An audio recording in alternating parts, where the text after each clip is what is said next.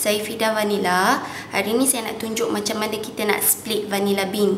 Okay, pada tangan saya ni adalah grade A Tahitian vanilla bean. Macam mana kita nak tahu grade A? Dia kering tapi dia lembab sikit. Okay, bila kita pegang kita rasa sticky sikit. Lepas tu kita nampak dia punya vanilla bean ada caviar dia ada dekat tangan. Okay, bila kita tu dia punya karakteristik salah satu dia adalah vanilla bean pliable.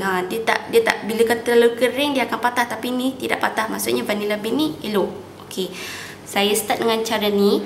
Dia ada macam-macam cara, tapi cara saya adalah saya akan masuk je dekat tengah ni. Okey. Tengok kat sini. Lepas tu saya akan perlahan-lahan hiriskan dia sampai dia mengikut lengthwise. Ini yang selalu chef dekat dalam resipi akan cakap split the vanilla bean lengthwise. Ni dia. Kita dah separuhkan vanilla bean tersebut.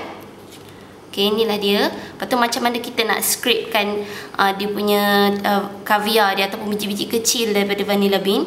Kita ni guna belakang pisau ni, hujung pisau ni, tarik je keluar. See? Itu je, senang saja. Lepas tu terus masukkan ke dalam ni, ke dalam resipi yang mana yang kita nak letak. Okey.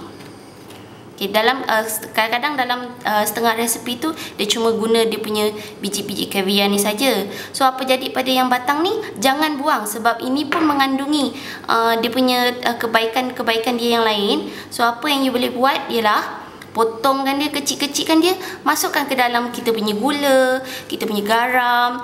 Garam kita akan menjadi wangi. Lepas tu dia akan menjadi efek seperti Pak Haji. Kita tak payah nak beli Pak Haji lagi. Malahan dia punya healthier substitute. Lepas tu yang gula kita akan menjadi wangi. Dan letaklah gula tu ke dalam minuman kita seharian. Okey, sekian saja untuk split vanilla bean. Assalamualaikum dari Fida Vanilla.